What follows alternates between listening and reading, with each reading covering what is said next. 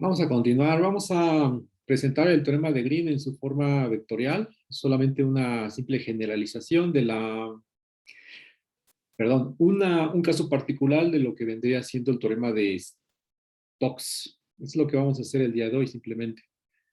Y algunas aplicaciones del mismo. Ok, entonces para esto tengo que comentar eh, el inicio, ¿no?, del teorema de Green, que es la integral cerrada sobre una curva, que es la frontera de la región R, es m de x más n de y, igual a la doble integral, y aquí las derivadas parciales, cruzadas, digamos, así. La primera con respecto a x menos la segunda con respecto a... Bueno, la segunda con respecto a x menos la primera con respecto a y, d de x, d de y. La diferencial de área. Y también tenemos que tomar en cuenta que nuestro campo vectorial depende de dos variables, pero podemos hacer que dependa de tres. Es decir, consideramos m que dependa de x y y, en i, más n que dependa de x y y, en j, y la última que sea un 0 multiplicado por k. Entonces ya tienes un campo vectorial en el de R3 a R3, solamente que todas las flechas van acostadas en el plano XY. Y puedo sacar el rotacional del campo vectorial. El rotacional del campo vectorial es con rot TF o con la nabla cruz F, que es con el determinante para recordar, parcial con respecto a X, parcial con respecto a Y, parcial con respecto a Z, las componentes. Ahí está, en el tercer renglón. Y aquí va el determinante, aquí sería ni, este con este, da 0, y el que va para arriba, ¿no?, es menos la parcial de n con respecto a z, que va a dar 0 porque no depende de z. Luego la otra, que es la de j, y aquí borro las flechas estas. Ahora sería este con este, que es 0, y este con este sería menos,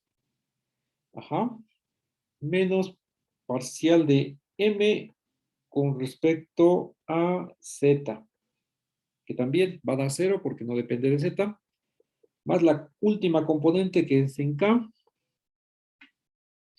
y esta sí no va a dar 0, necesito más espacio, aquí un paréntesis, sería la parcial de n con respecto a x menos la parcial de m con respecto a y, que es la flecha que va para arriba.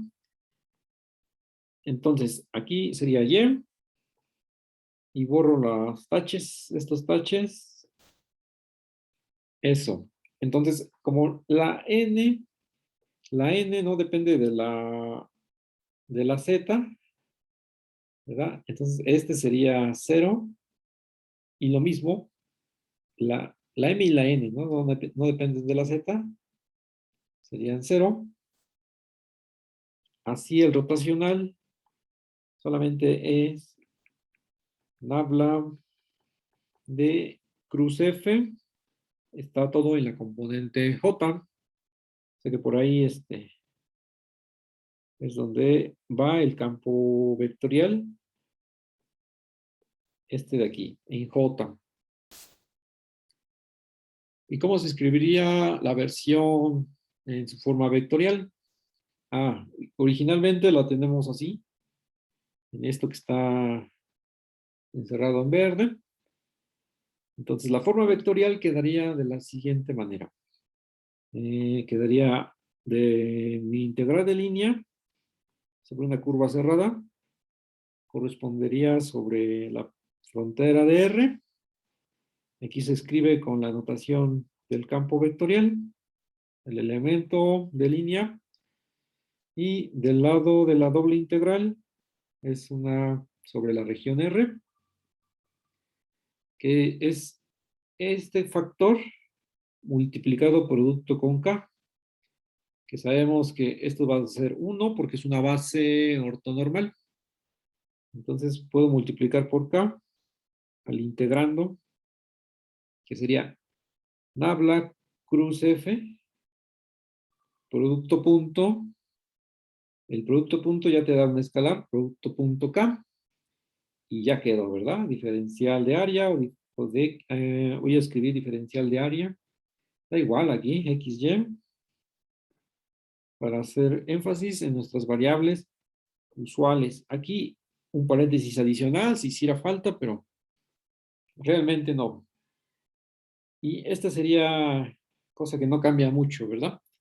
La versión vectorial, aquí del teorema de Green, el teorema de Green que es el de la semana de hoy. Esta es simplemente, vamos a considerar aquí los ejes. Tengo aquí el eje,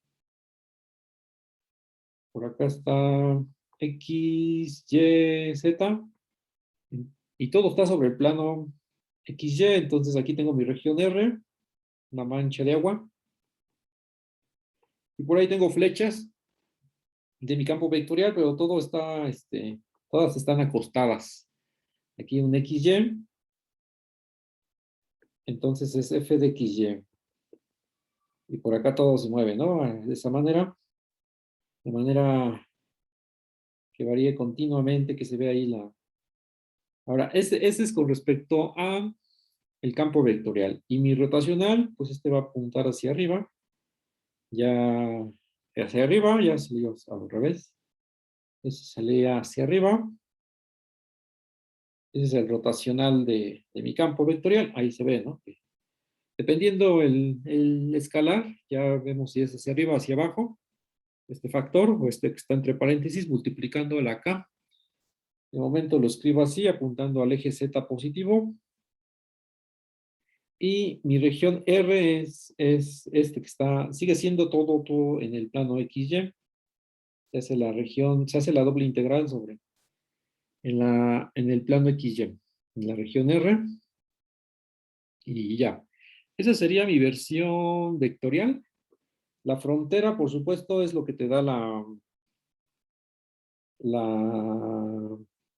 curva a la cual se hace la integral de línea, de esta de acá, con esta orientación, ¿verdad? Viéndolo desde arriba, desde el eje Z positivo, la orientación sigue siendo contraria a las manecillas de reloj. Esto es ya para que salga, ¿no? La igualdad en el teorema de Green. Teorema de Green que estamos. Entonces, aquí escribo eso. Versión vectorial del teorema de Green. O sea, vectorial porque aparece ahí el campo vectorial y el campo rotacional y ya, pero es equivalente a nuestra ecuación original, esta que tenemos aquí arriba, es completamente equivalente. La generalización de este teorema lo veremos en las siguientes semanas, que corresponde al teorema de Stokes en R3. Esto lo vamos a ir viendo. Ahora, el teorema de Green tiene otra versión. Solamente necesito comentar de una vez, vámonos directo. La versión del teorema de Green, la siguiente, sería una línea por acá. La siguiente, que es el teorema de la divergencia. Teorema de la divergencia en el plano. Teorema de la divergencia en el plano, que es también consecuencia del teorema de Green. Por acá tengo mi curva. Ahora sí todo lo voy a ver en el plano. Aquí tengo mis ejes. Esto es para fijar ideas simplemente. Este sistema de coordenadas es el que aprendemos a usar desde los primeros años, cuando presentamos las parejas ordenadas. Y aquí tengo mi región R. Por aquí tengo mi frontera, que es la C. Aquí también arriba era la frontera. Y tengo que la curva parametrizada, parametrizamos la frontera. Aquí la parametrización de la frontera. Esta es, digamos, x igual a x de t, así en general, y igual a y de t. Aquí pensando en que la t está entre el intervalo cerrado a, b, y entonces el vector tangente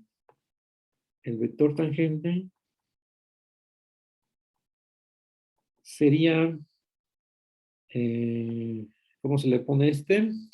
R, ¿no? La parametrización es R de t, este es R de t, entonces el vector tangente sería derivando componente a componente, y' de x de x', y'. A su vez, puedo sacar el vector tangente unitario, aquí vector tangente unitario, que es tomar normalizar el vector de arriba. Aquí estoy considerando que la curva es regular para que no truene en el denominador. Aquí sería R' de t y normalizo con haciendo que este vector t sea de norma 1 y sigue siendo tangente, pero ya es de norma 1. Aquí va la t de t, como lo que estábamos revisando al inicio de lo de las curvas. Y a su vez, por ser vector unitario, es un vector unitario, entonces puede ser representado por un punto sobre la circunferencia. Un punto sobre la circunferencia. Eso quiere decir que puedo escribirlo como coseno de un cierto ángulo en la componente y, más un seno del mismo ángulo en la componente j. O sea que ese ángulo es el que se va moviendo aquí en el dibujo. Es este que está aquí. Solamente que lo voy a hacer más derecho para que escriba la componente esta, ¿cómo se escribe? Este eje horizontal más derecho, ¿no? Sería el ángulo, el ángulo teta medido como siempre, sentido contrario, las manecillas de reloj.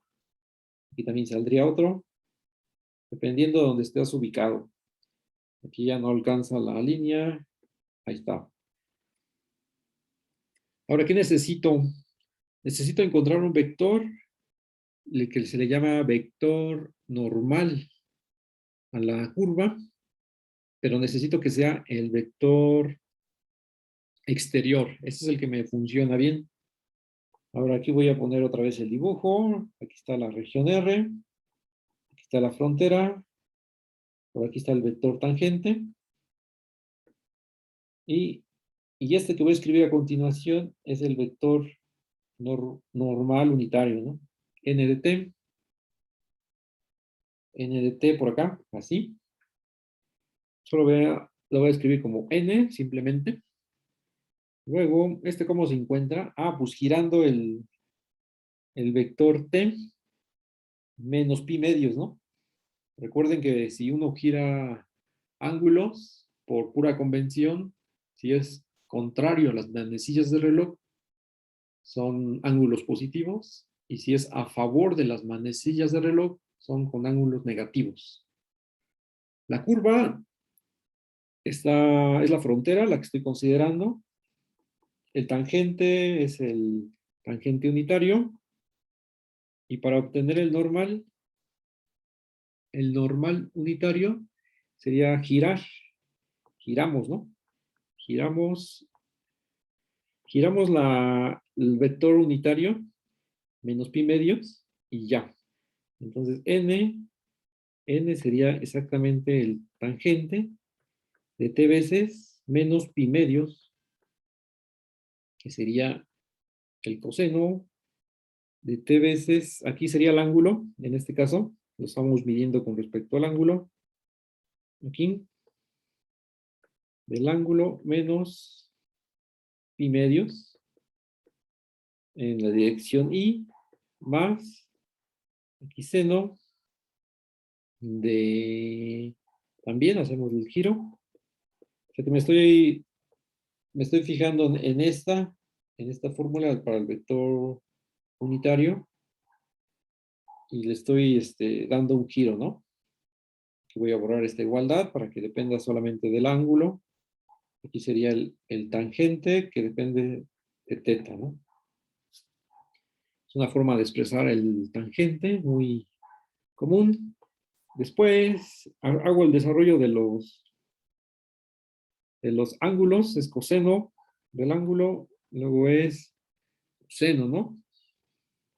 De pi medios, luego es más, y así me sigo, seno del ángulo, seno de pi medios, y esto es el i, que es las identidades trigonométricas, a ver si no me equivoco en los signos, si no uno lo va a ver aquí directamente. El seno del ángulo, luego es seno coseno de menos pi medios,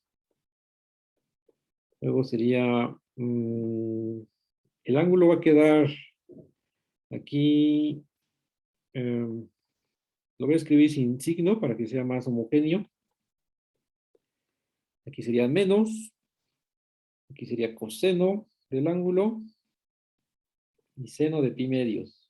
Ahí está, en J. Solamente estoy desarrollando. Ahora, aquí el coseno, pues da 0. Aquí ya se nos fue. Y el coseno aquí, también aquí da 0. Ahí se fue también. Y el seno de pi medios es 1. Entonces, estos son los que valen 1. El normal sería exactamente pues lo que te quede, ¿verdad? Es el seno de teta en i más, ahora el otro, ¿quién es? Sería menos, ¿no? Sería menos, y pedimos aquí, que sea coseno, ¿verdad? Aquí es coseno, es este que quedó vivo, en J. Ahí está. Solamente estoy haciendo la reducción para el normal. Este es el normal, encontrándolo en términos del ángulo con el que va girando el tangente. A lo largo de la curva está la frontera de R. Siempre se mide con respecto a una recta, es la convención, medirlo con respecto a una recta, ¿cómo se le llama a estas? Horizontal, en la dirección del eje X positivo. Y de ahí mides todo. Es una convención simplemente. Puedes medir con respecto a otra recta, pero siempre decirlo. Entonces aquí decimos quién es este cuate. Es un vector unitario, ¿no? Normal. Tiene vector unitario normal y va a apuntar hacia afuera. Entonces es exterior. Exterior a la curva, a la frontera, ¿no? A la frontera que es la DR, que es la curva misma. Eso va a ser importante ya más adelante, ver qué queda afuera, qué queda adentro, si es exterior o que es interior. Vamos a considerar que la curva esté parametrizada por la longitud de arco. Supón, para reducir la, la cuenta, supón que la curva está parametrizada por la longitud de arco, por su longitud de arco. Eso quiere decir que la norma de la derivada es 1. Luego, lo que va a suceder es que el tangente Ahí lo tenemos a la vista. Es un cociente, ¿verdad? De un vector entre un escalar. Va a suceder que es simplemente el mismo vector. Aquí sería igual a R' de t, que como habíamos dicho, también se puede escribir en términos de las coordenadas, esto sí, x', y', y a su vez, esto habíamos dicho que corresponde a un coseno y un seno, ¿no? Ahora aquí, ¿cómo saldría de esta manera? De esta manera podemos escribir también el vector normal en términos de x' y y'. Así podemos escribir n de t como n de t es igual a, viendo la fórmula aquí, de lo que está en la nube, está en la nube en verde, esta nube, ¿qué color es este? Esta nube, que sería, el primero es x' y el segundo es y', y lo que tengo aquí en recuadro, en rojo, solamente me concentro en ellos dos. ¿Y qué haces? Entonces, lo que hace es el coseno que está en J lo pasa en I, y eso correspondería a Y'.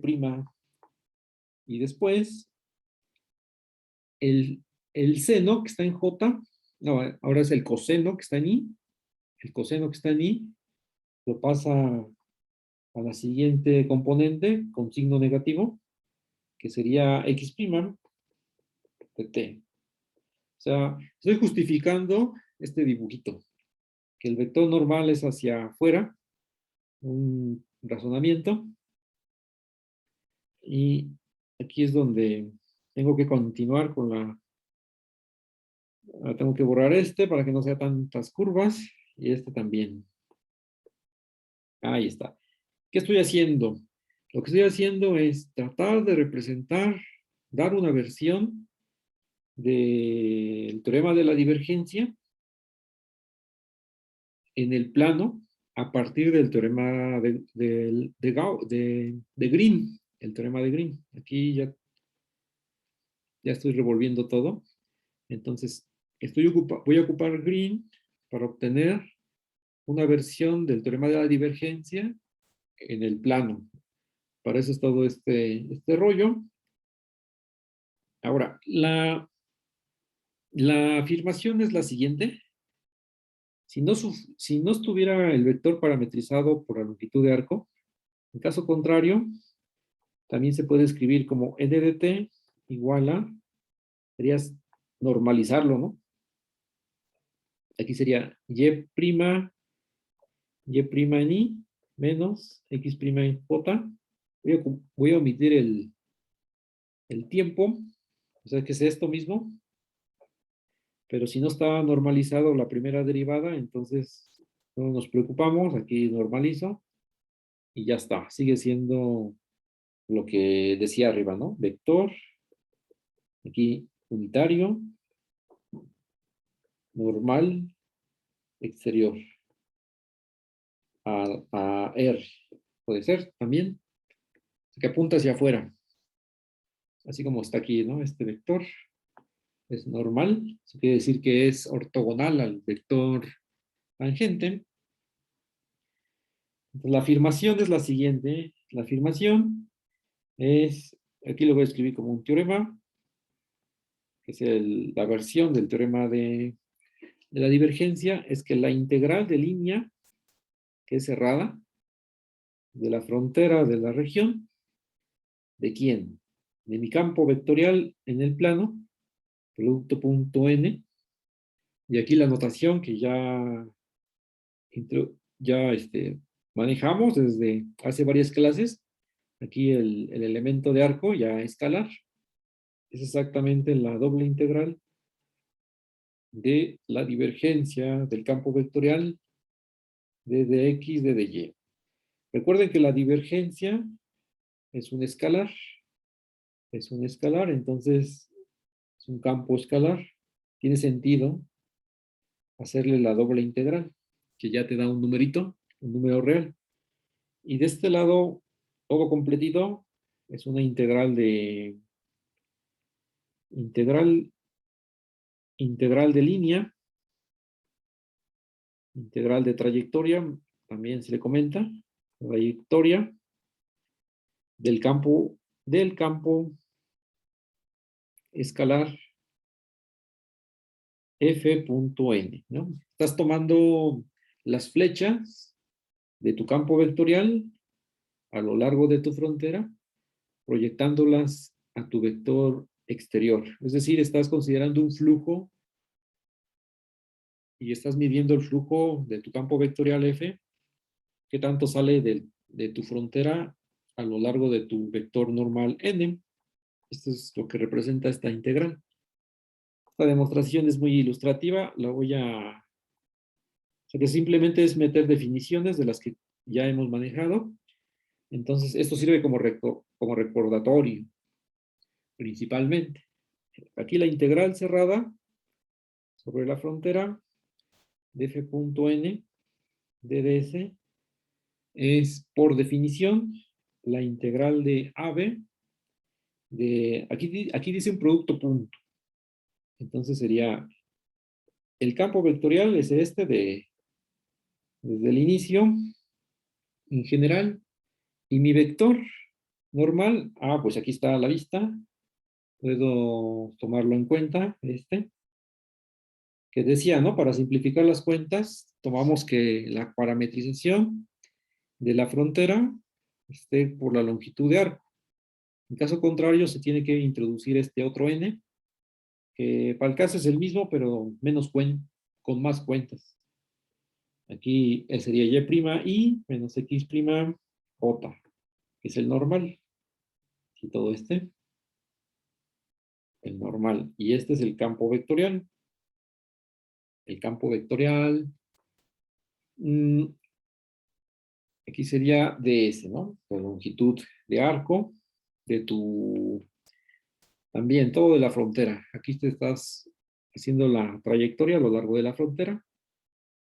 Aquí sigo la integral de AB y se siguen con las cuentas, ¿verdad? Es M, es es con la notación ahora de Leibniz, DDY, DDS, menos N, DDX, DDS. ¿Por qué DDS? Porque ya tengo la de longitud de arco y es la notación con la que para expresar este parámetro. Y realmente aquí esta integral se va a convertir en una integral de línea de las que conocemos, cerrada, a lo largo de la frontera de mi región. Aquí son curvas cerradas y correspondería a M, es como meter el DDS aquí, que una vez explicó, y tomar esto como un cociente, ¿no? Cancelas DDS arriba y DDS abajo, es una forma de acordarse. Entonces, esto es una integral de línea, se convierte en este nuevo campo vectorial. Habíamos dicho que vamos a ocupar el teorema de Green para obtener esta versión, pero hasta el momento, pues nada. Ahora es cuando se va a meter la doble integral, el teorema de Green, ¿no? Aquí es M, voy a manejar otras letras para no confundir, P de dx más Q de dy, la integral cerrada, aquí con la frontera, es igual a la doble integral, la parcial de Q con respecto a X, parcial de P con respecto a Y, diferencial de área. Entonces, aquí es donde se va a utilizar por el teorema de Green. El teorema de Green implica que, pues en este caso, este sería, aquí con otro color, este sería el menos n, sería P, y este sería Q, ¿no? Pensando en esta forma, un P y Q. Hago las derivadas parciales, sería la parcial de M con respecto a X, menos enseguida es la parcial de menos n con respecto a y. ¿Qué es lo que te dice ahí? Green. Ahí es donde se aplicó y ahí está la clave de todo para terminar, porque aquí el menos por menos te hace que esta suma te quede como la divergencia de tu campo vectorial, ya que la divergencia es derivar la parcial de la primera componente de tu campo vectorial con respecto a x y sumándole la derivada parcial de tu segunda componente con respecto a y. Si estuvieras en el plano, que es el caso, y aquí es donde se concluye esta afirmación. Aquí es importante, ¿qué elementos están incluidos aquí? Para la versión, esta la voy a encerrar aquí, para la versión del teorema de Green en su forma de divergencia, ¿verdad? Entonces, nuevamente aquí escribo qué cosa es. Es exactamente teorema, voy a bajarle el grueso, teorema de la divergencia en el plano, aquí pongo plano, vía el teorema de Green. O sea, que estás midiendo, ya había comentado, del lado izquierdo, estás midiendo un flujo, el flujo asociado a tu campo vectorial, que son las líneas, curvas integrales o líneas de corriente, y se ve como un fluido. ¿Qué tanto está escapando como flujo neto de tu región R? ¿Qué tanto se está atravesando de adentro hacia afuera? Y eso lo está midiendo con el vector normal. Proyectas tu flecha de tu campo vectorial en la dirección de tu campo, de tu normal exterior, lo integras a lo largo de la frontera y eso te mide el flujo neto. Y todo esto en el plano. Entonces, este teorema te dice que ese número lo puedes calcular también con la divergencia que en algún momento se llegó a comentar. Aquí, esto no se le acababa la pila. En algún momento se llegó a comentar que el campo vectorial localmente lo podemos medir a través de qué tanto apunta hacia afuera o hacia adentro, que si expande, que si contrae. Calculas la divergencia y luego la doble integral sobre este campo escalar y eso te da exactamente el flujo, ¿no? Eso lo vamos a ir todavía discutiendo posteriormente, pero ya sería en un contexto de R3, pero la idea es la misma, que, que no es no debe ser problemático. Vamos a verlo con un ejemplo sencillo que aquí estoy viendo. Tengo mi campo vectorial, sea F, y mi campo vectorial que es Y al cubo en I, más X a la 5 en J, y te pide calcular la integral, la integral de la componente normal a F, ajá, alrededor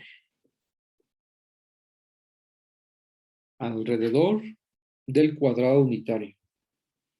Cuadrado unitario. Ahí, en lo que te dice, podemos pensar en un cuadrado en el plano, como los que ya hemos dibujado. Uno por acá sí, de lados de tamaño 1. Entonces, mi dirección es la que tengo que considerar. Esta. Esta orientación siempre es la que estamos considerando. Aquí tengo mi región R y aquí tengo mi frontera a 4 pedazos. Por ahí tengo mi vector normal, ¿verdad? Tengo un vector normal aquí. Este es el normal. En cada lado del cuadrado va variando, va girando, ¿verdad? O sea que aquí sería en componente I, aquí en J, aquí en menos I y aquí en menos J. Que no hace falta mencionarlos porque lo que te piden es calcular esta integral cerrada a lo largo de la frontera de tu campo vectorial punto n, aquí DDS, que es exactamente lo que está aquí arriba, ¿no? En el teorema, y te dicen, pues puedes hacerlo haciendo uso de la divergencia de tu campo vectorial e integras, ¿no? En esta región. Y aquí no hay, ocupando el teorema, la cuenta ahí se acaba porque la divergencia de tu campo vectorial es parcial de y es directo, parcial de y con respecto a x es 0, parcial de x a la quinta con respecto a y es 0, ¿no? Entonces la cuenta hace que el resultado sea directamente 0. Este es el resultado. Que tanto las flechas entran que como salen, que se cancela todo y el flujo a lo largo de la frontera te da 0, ¿no? Decía, ¿no? Es un flujo neto. O la otra, vamos a dejarlo así, ¿no? Que sea, pues hay una cancelación, que uno puede hacer la cuenta aquí. O sea, nos armamos de valor y hacemos la cuenta y resultaría ser exactamente igual, ¿no? Daría 0. Pero ya no tiene caso hacerlo porque estamos ocupando el teorema, ¿no? Es la forma en que uno puede... O sea, ¿para qué sirven los teoremas? Además de torturar a los alumnos con demostraciones y tanta teoría, para al final no se va a utilizar la demostración, sino simplemente la fórmula, que es la que al final uno lo utiliza en los ejemplos, ejercicios, etcétera. Pues eso lo vamos a utilizar en el siguiente ejemplo. Voy a meter el siguiente ejemplo, pero estos van a ser ejercicios. Aquí de Larson, por aquí tomé la captura para no estresarme. Ya está aquí el ejercicio. Aquí es de la sección en la que estamos, es Larson, y es sección, aquí con nuestra versión novena, 15.4. Y bueno, los ejercicios ahí están.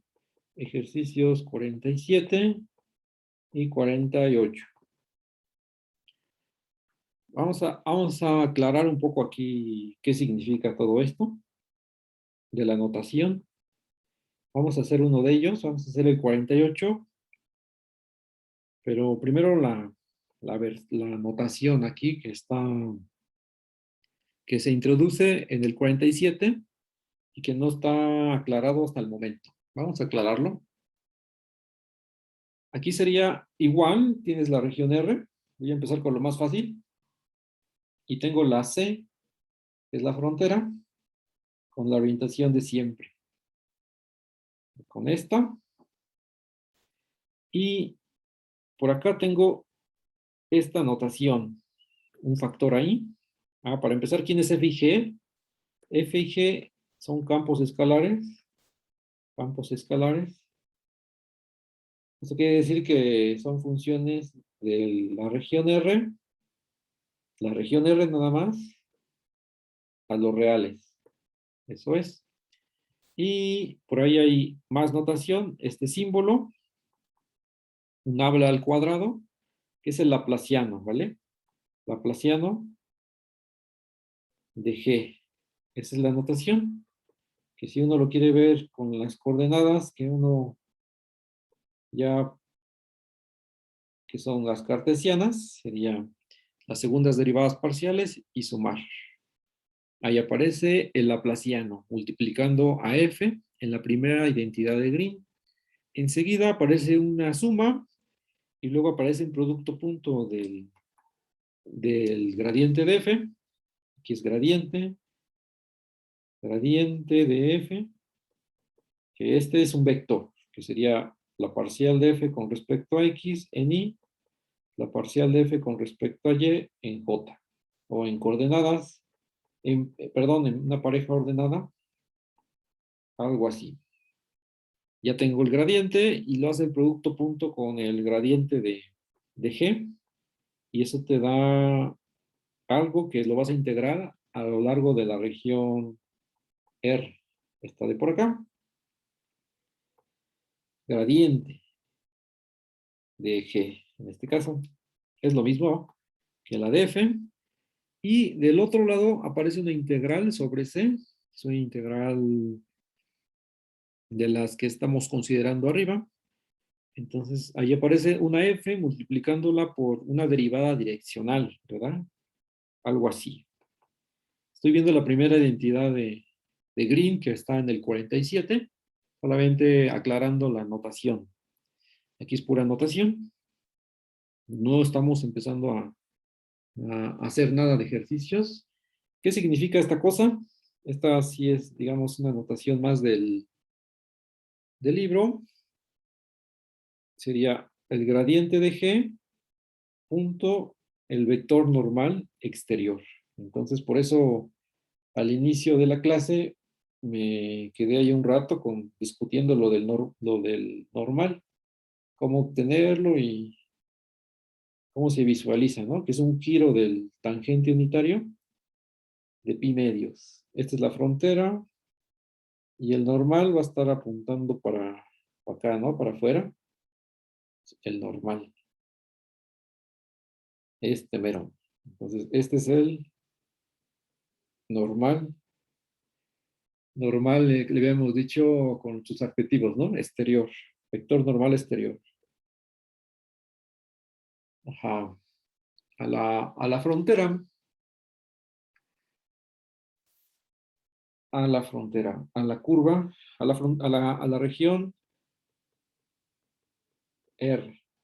Entonces, esta es una especie de derivada direccional de tu gradiente y lo proyectas sobre tu vector n. ¿Qué más de objetos hay por ahí? Pues ya no hay más, ¿no?